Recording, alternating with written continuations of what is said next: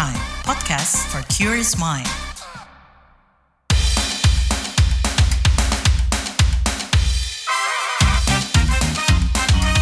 Kamu lagi dengerin podcast What's Trending. Selamat pagi, berjumpa kembali dalam program What's Trending. Saya Naomi Liandra. Ada nggak di antara kamu yang ijazah pendidikannya ditahan oleh perusahaan tempat kamu bekerja? Bagaimana kamu menyikapi ini? Dan buat kamu yang mengalami situasi tersebut, kamu nggak sendirian.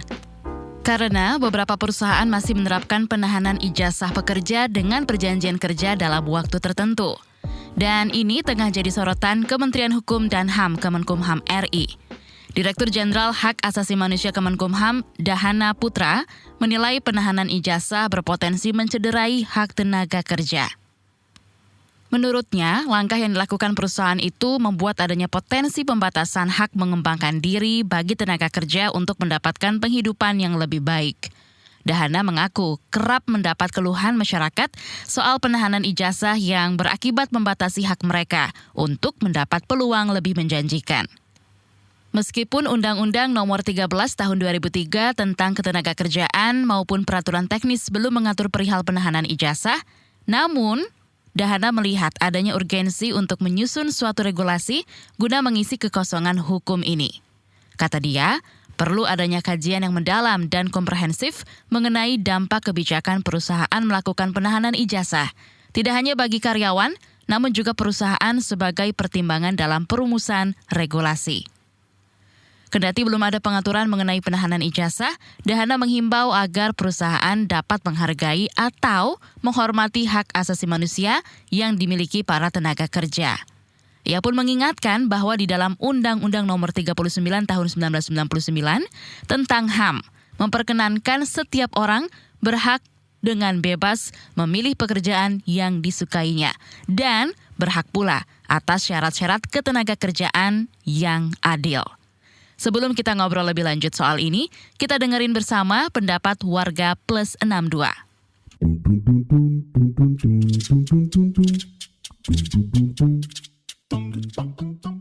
Komentar pertama @adixx. Perusahaan yang tahan-tahan ijazah artinya nggak pede menerapkan lingkungan pekerjaan yang kondusif dan gaji yang memadai. Training pegawai dihitung pengeluaran, bukan investasi. Lanjut @ipaxx. Nggak usah diambil, lebih baik cari perusahaan yang lain dan menerima kita tanpa harus tahan ijazah. Cukup dengan fotokopi ijazah baik legalisir maupun tak perlu legalisir. Yang paling penting, sudah tahu kompetensi kita cocoknya di bidang pada perusahaannya. Kalau ada perusahaan yang masih banyak penahanan ijazah, artinya siap-siap berurusan dengan hukum. Alhamdulillah, selama bekerja, tak ada yang berani perusahaan yang menahan ijazah dan cukup fotokopi ijazah saja yang dilampirkan. @irxx. Untuk meminimalisir resiko di kemudian hari, lebih baik cari perusahaan lain. @usxx. Bener banget, pas kita nanya prosedur pengembalian ijazah jikalau resign, HRD malah ngamuk. @harxx. Pelanggaran hukum tahan-tahan ijazah asli seenaknya woi. Sekolah bertahun-tahun makan biaya banyak buat bisa dapet ijazah. Terus lo mau gitu kerja ijazah lo diambil orang seenaknya aja. Pakai logika deh, artinya itu perusahaan gak bener. Komentar terakhir @adixx. Jika negara ini melindungi naker, seharusnya ada UU yang melarang perusahaan menjadikan ijazah sebagai jaminan kerja atau menahan ijazah milik karyawan. Fakta di lapangan saat menandatangani perjanjian, perusahaan hanya memberikan dua opsi, menandatangani surat perjanjian ijazah disimpan perusahaan atau tidak diterima menjadi karyawan.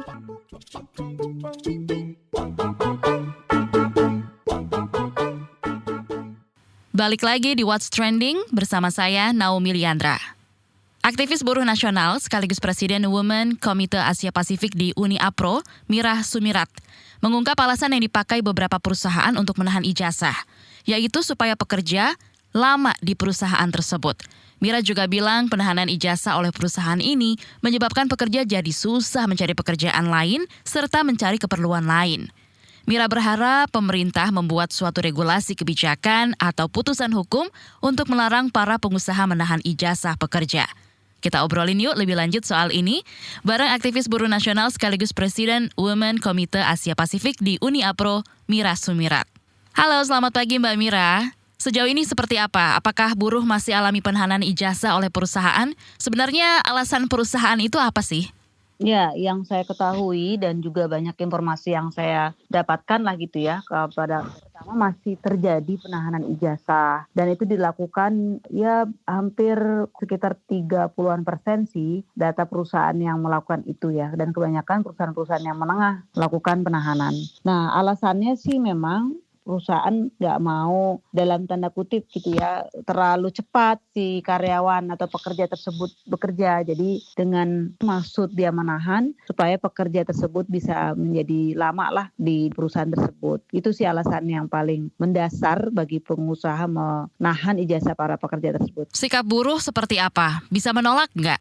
Ya, karena memang mereka butuh banget pekerjaan tersebut sehingga dalam tanda kutip quote in quote mereka kebanyakan pasrah ketika ijazah tersebut itu ditahan. Nah, kebanyakan hampir 50% lebih yang pasrah tersebut adalah anak-anak atau pekerja yang baru ya, calon-calon tenaga kerja baru lulus SMK gitu. Mereka dalam tanda kutip pasrah aja, mau aja gitu ditahan gitu ijazahnya. Yang penting dapat pekerjaan. Nah, alhasil ini banyak juga yang kita advokasi, banyak yang kita bantu quote and quote. Alhasil ketika mereka keluar itu susah tuh. Misalnya keluar kerja nih, kemudian pindah kerja, mereka mau mengambil ijazahnya itu kesulitan gitu. Dan banyak juga kemudian mereka karena kesulitan ya udah kerja di tempat yang lain, kemudian sampai suatu ketika mereka butuh lagi ijazah tersebut, ternyata pas balik lagi banyak juga perusahaan yang tutup. Dan maka dari itu saya sampaikan tadi kebanyakan di kelas perusahaan yang menengah ke bawah itu melakukan hal-hal seperti penahanan ijazah itu, Mbak.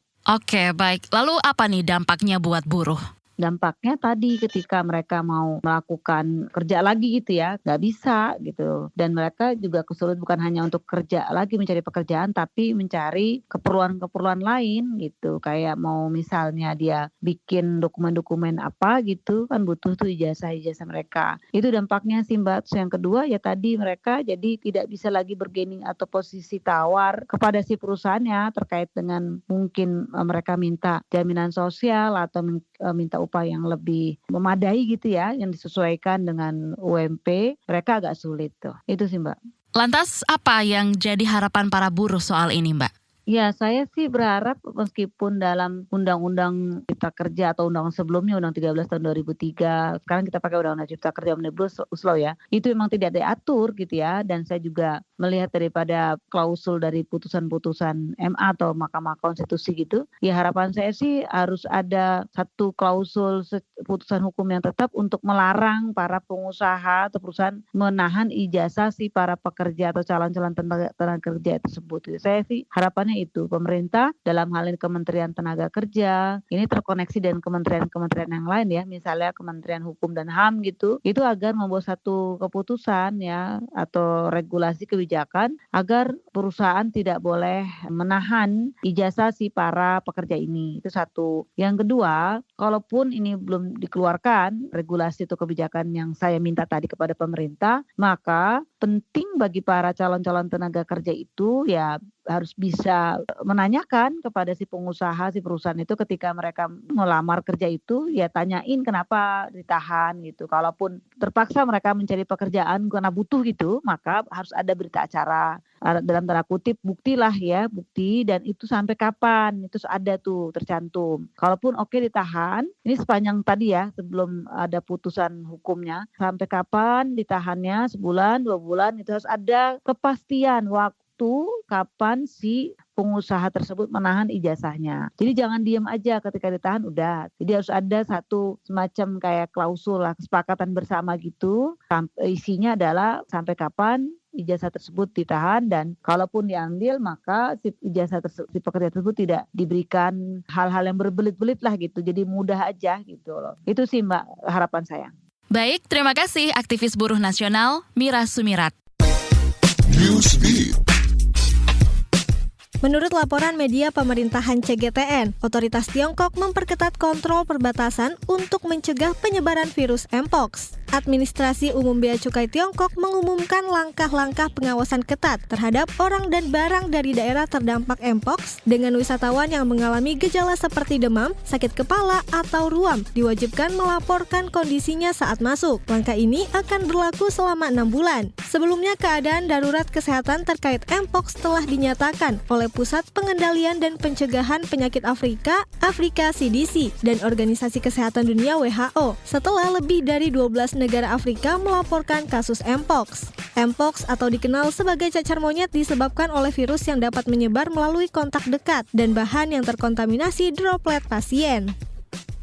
Penyanyi dan rapper Nicki Minaj siap melakukan tur dunia Pink Friday 2 dengan putaran kedua di Amerika Utara mulai September mendatang. Nicki Minaj mengungkapkan melalui media sosial, tur kali ini akan menyuguhkan banyak kejutan, termasuk perubahan set, pilihan pakaian yang berbeda, dan kemungkinan musik baru. Tur ini juga akan menampilkan artis tamu seperti Tyga, Bia, dan Skilly Banks sebagai pembuka. Sebelumnya, Pink Friday 2 telah mencatat sejarah sebagai tur rapper perempuan terlaris dengan pendapatan mencapai 67 juta dolar AS dan penjualannya 439.000 tiket pada putaran pertamanya. Tur ini akan dimulai di Philadelphia pada 4 September dan berakhir di USB area Long Island pada 11 Oktober. Boyband asal Korea Selatan ENHYPEN mengungkap makanan kesukaan mereka di Jakarta. Mereka mengungkap kesukaannya terhadap nasi goreng. Jongwon dan Jae mengungkap sesampainya di Jakarta mereka makan nasi goreng dan itu jadi salah satu makanan kesukaan mereka. Tak hanya itu, Hiseng dan Jongwon juga mengungkap mereka makan rendang. Jongwon mengaku dirinya sempat makan mie goreng di Korea, tapi rasanya tidak sama dengan yang di Indonesia. Kata Jongwon, mie goreng di Indonesia jauh lebih enak. Tidak hanya bicara soal makanan yang enak, salah satu member ENHYPEN Jae mengungkap pesan ibunya, yaitu untuk berperilaku baik selama di Indonesia. Kamu masih mendengarkan What's Trending bersama saya Naomi Liandra. Lanjut lagi kita bahas soal penahanan ijazah oleh perusahaan. Dari pengamat ketenagakerjaan, Agus Midah juga mengungkap secara eksplisit bahwa tidak ada larangan untuk perusahaan melakukan penahanan ijazah. Namun hal ini bisa dilakukan kalau kedua belah pihak membuat kesepakatan dalam kontrak kerja. Ia bilang negara juga bisa buat aturan supaya penahanan ijazah tidak merugikan pekerja. Agus Midah menekankan penahanan ijazah harusnya tertera dalam klausul perjanjian. Tapi jika dilakukan secara lisan, hal yang bisa dilakukan pekerja adalah dengan melaporkan ke pihak yang berwajib untuk kasus pidana penggelapan. Lebih jelasnya, kita tanyakan langsung pada pengamat ketenagakerjaan dari Universitas Sumatera Utara, sekaligus Ketua Perkumpulan Pengajar dan Praktisi Hukum Ketenagakerjaan Indonesia P3HKI, Agus Midah. Ya, Bu Midah, bagaimana menurut Anda soal penahanan ijazah pekerja oleh perusahaan? Ya, penahanan ijazah. Kalau konteksnya dari sisi Undang-Undang Ketenagakerjaan itu memang larangan secara tegas tidak ada. Tapi dalam prakteknya itu kan banyaklah dilakukan. Malah ada yang berkasus, artinya sampai ke ranah pengadilan kan, karena merasa bahwa penahanan ijazah itu sudah melampaui wewenang kan gitu. Jadi saya nyatakan bahwa secara eksplisit itu tidak ada larangan untuk perusahaan melakukan penahanan ijazah. Nah, lalu bagaimana kan ketika itu dilakukan?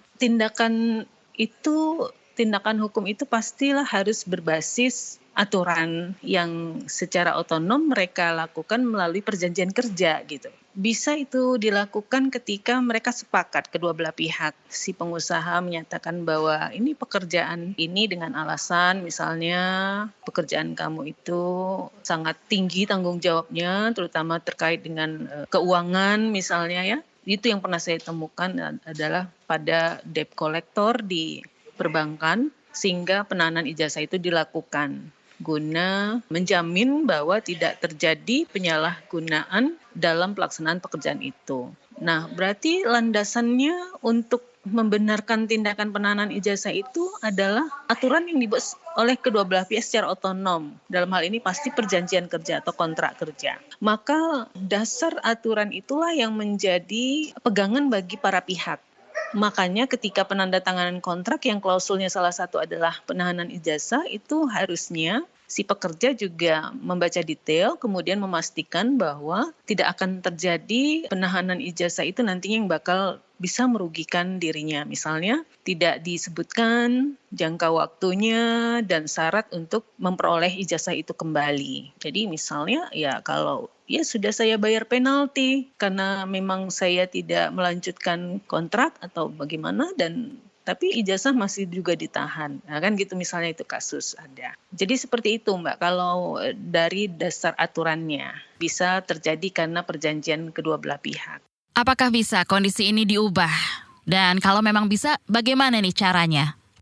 Jadi kalau kesepakatan ya perjanjian karena memang disepakati para pihak itu kan memang menjadi ranahnya hukum perjanjian pada umumnya di Indonesia ya, dan itu kemudian kontrak yang dibuat para pihak kalau dia disepakati bersama itu menjadi undang-undang bagi para pihaknya gitu. Nah, jadi mengatur sampai ke ranah yang sangat privat itu yang agak sulit sebetulnya. Karena kita memiliki azas kebebasan berkontrak. Nah, gitu. Jadi, tetapi bagaimana supaya kebebasan berkontrak itu memiliki batasan kan gitu. Nah, di dalam unsur-unsur perjanjian itu kan ada tidak boleh melanggar peraturan perundang-undangan, ketertiban umum, dan kesusilaan. Nah, jika ada kontrak seperti ini, maka dianggap batal demi hukum, kan gitu. Nah, itu yang bisa digunakan kalau melihat pada asas atau prinsip perjanjiannya. Nah, lalu misalnya negara bisa saja membuat aturan untuk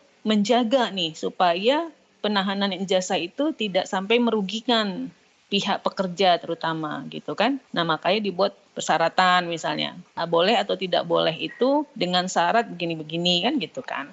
Tapi ya itu tadi kesulitannya adalah kita memasukkan norma itu di mana kan gitu. Di Undang-Undang Ketenagakerjaan tidak ada gitu kan. Tidak ada yang menyangkut tentang penahanan ijazah ini secara eksplisit. Tapi mungkin ya itu tadi bahwa perjanjian kerja itu harus dengan sepakat. Nah, itu ada.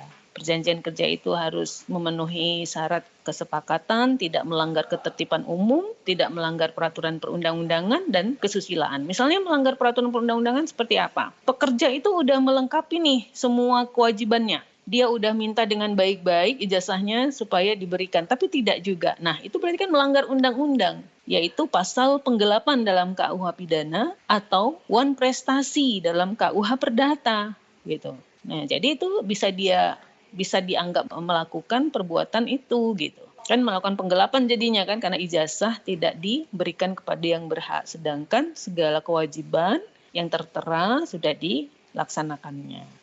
Oke, baik. Lalu apa nih yang bisa dilakukan pekerja kalau mengalami hal ini?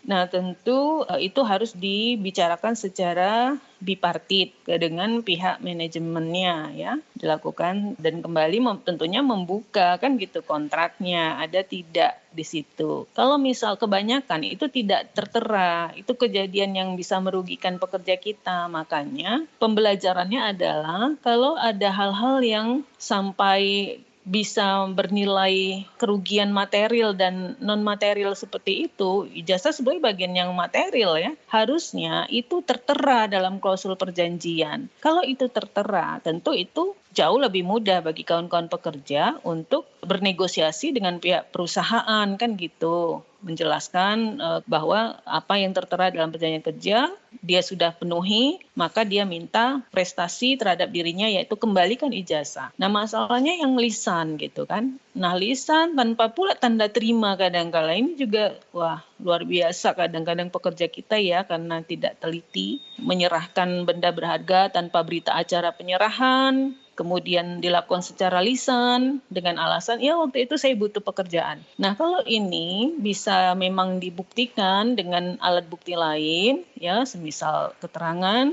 saksi ataupun lainnya ya pastilah dengan cara hukum, dengan cara persengketaan gitu, melaporkan ke pihak yang berwajib untuk kasus pidananya yaitu penggelapan. Nah, kalau untuk wan prestasinya karena tidak disertai kontrak ya itu yang agak sulit gitu. Banyakan mereka ke penggelapan dia Mbak. Teman-teman tuh banyak yang ke penggelapan. Lalu mengapa situasi ini perlu diatasi? Rekomendasi untuk pemerintah untuk mengatasi ini seperti apa, Bu? Ya, tentu mengatasi ini karena adanya ketimpangan hubungan dalam pekerjaan ya, disebabkan karena relasi kuasa. Ya, dalam bentuk relasi kuasa itu adalah kewenangan dari pihak pengusaha jauh lebih besar dan bisa menekan kepada buruhnya, pekerjanya dikarenakan kebutuhan pekerja itu untuk mendapatkan pekerjaan di awal. Jadi adanya relasi kuasa, adanya hubungan subordinatif ini untuk menyeimbangkannya maka negara harus hadir. Nah, itulah dia politik hukumnya di negara kita, Mbak. Kenapa kemudian harus ada aturan? Maka itu dikarenakan supaya bisa memberi keseimbangan antara kepentingan dua pihak yang sangat timpang ya gitu. Nah, jadi di situ makanya negara, jika memang sudah kondisi ini sangat diperlukan campur tangan negara, maka silakan untuk mulai merancang untuk bagaimana pengaturannya. Ini udah lama, sejak ini isu yang selalu terjadi gitu. Dan memang ya itu tadi secara undang-undang ketenagakerjaan tidak ada. Jadi biasanya kawan-kawan itu ya menyelesaikannya melalui itu aduan untuk laporan penggelapan gitu. Tapi ya prosesnya kan panjang ya kalau untuk ranah hukumnya. Kalau masih bisa diselesaikan secara bipartit, secara negosiasi dengan pihak perusahaannya, melibatkan misalnya Dinas Tenaga Kerja setempat, itu jauh lebih bagus. Baik, terima kasih pengamat ketenagakerjaan Agus Mida.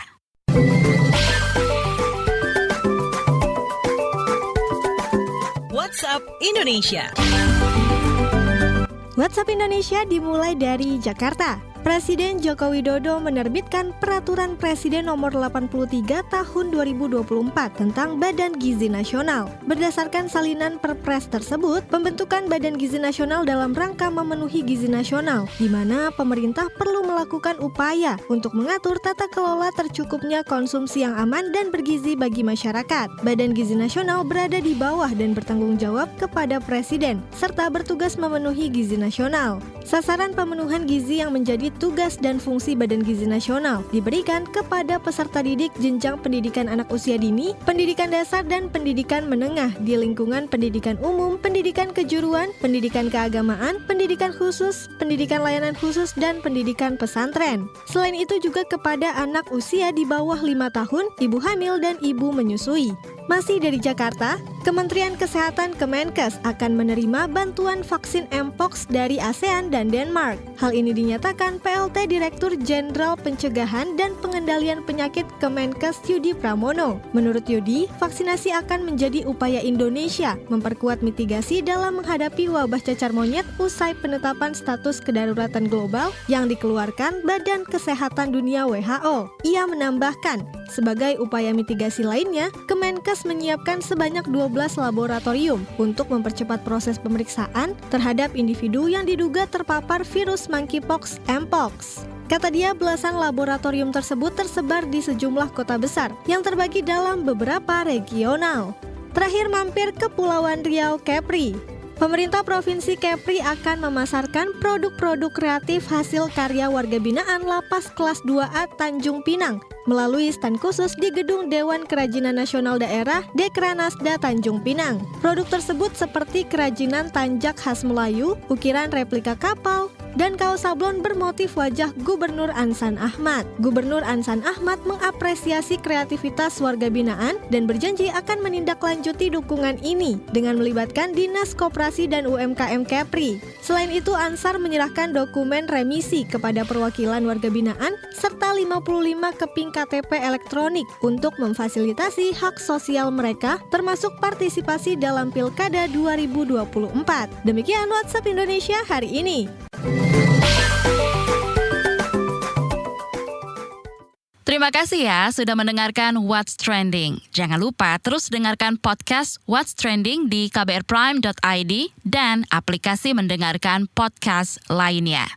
Naomi Liandra pamit, stay safe and happy. Kamu lagi dengerin podcast What's Trending.